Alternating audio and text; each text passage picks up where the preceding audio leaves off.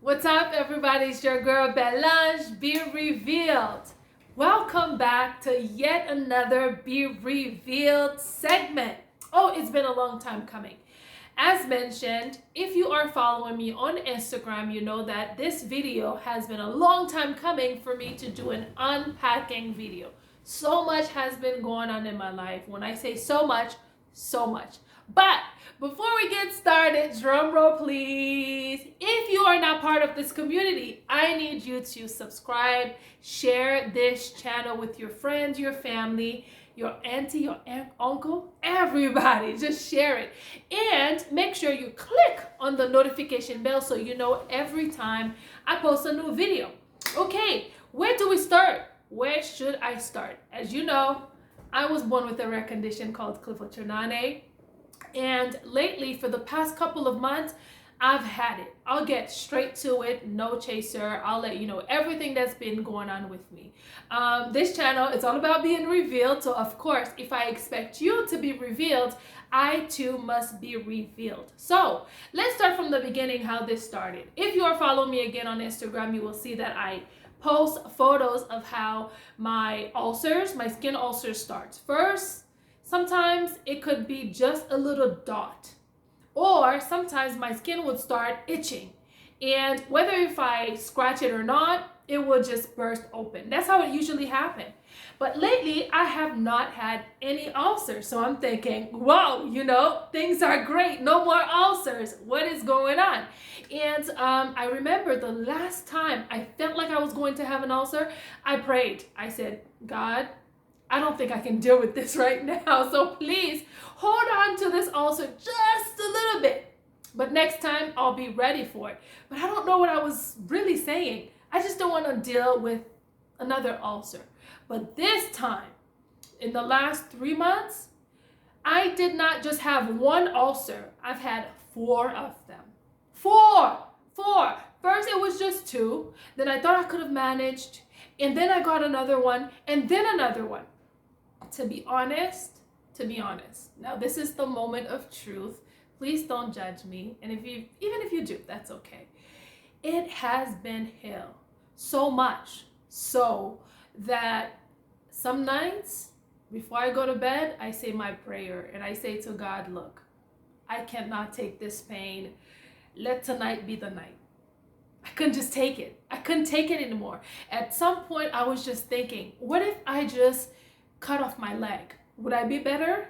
What if I just end it? Will it be better? I mean, if you look at my photos on social media, you think I'm always happy. And yes, majority of the time, I am a happy person. But this pain, having pain, being born with this rare condition called clifford, it is hell.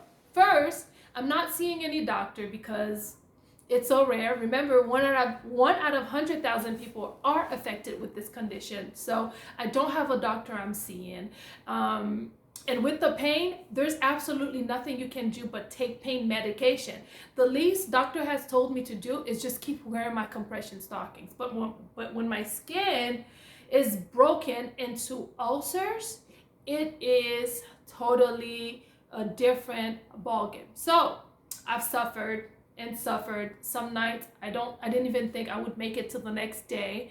Finally, since a lot of you know, because of this pandemic, it's so hard to see doctors. So I kept on calling my family doctor. First, when I saw my doctor, the first thing he said to me, I waited for a couple of days, got to meet him. He saw my wounds. He prescribed a cream. So I'm thinking, okay, finally, although I have not been using creams when I have wounds, I've had my own way of dealing with my wounds.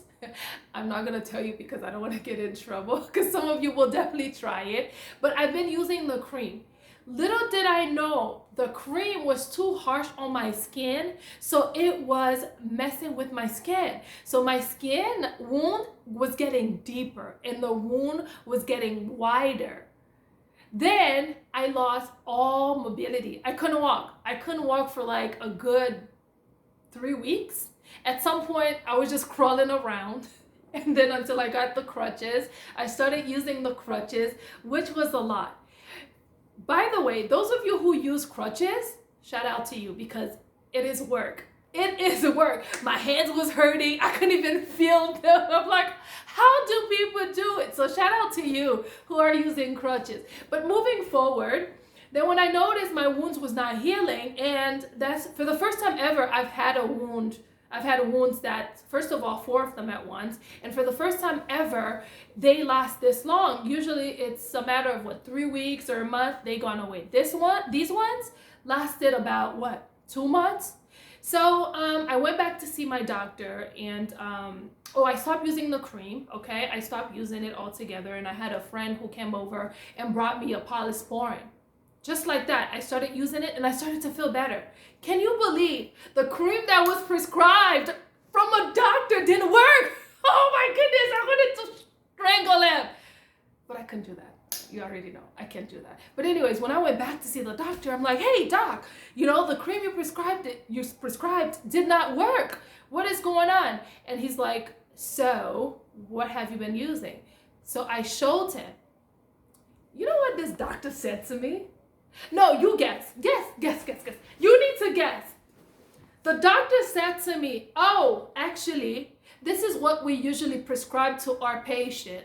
And then if it doesn't work, we prescribe this cream. So I'm like, so why did you not prescribe me this cream that you usually prescribe to you? Guess what? The cream that worked, it was over the counter. And they do get kickbacks when they prescribe you stuff. I was livid. So anyways, I'm like, you know what? I need to see a specialist. I cannot do it. This cream is working, but I need more. Because some nights, you ask, what does the pain feel like? Sometimes, out of nowhere, it feels like people are taking turns just stabbing me on these wounds. And out of nowhere, I would react. Out of nowhere, I would just be sitting there minding my business. I'm like, ah! And if I'm around people, you can't imagine what that's like. They probably think I'm mental, right? And I hate people asking me what's wrong with me. But anyways, moving forward now, he did follow up, referred me to a doctor, which is the doctor now I'm seeing, and that I told you that it seems to be going great, but I don't know how to feel. I've been failed before when it comes to getting medical help. I've been judged. I have not been seeing anybody. So dealing with clipotronane, it's up and down with the chronic pain. So anyways, now the doctor I'm seeing, as soon as I saw him, and just to give you a little bit more details, my family doctor sent my file to this new doctor without no notes, no recommendation, no history at all of what's happening with me. So I waited in the hospital to see the new doctor for 3 long hours. Okay, but anyway, so when I saw the doctor, of course he came in and was like, who are you? And asking all these questions. So I had to start all over again and telling him about myself. Then the doctor said to me, your case is unusual.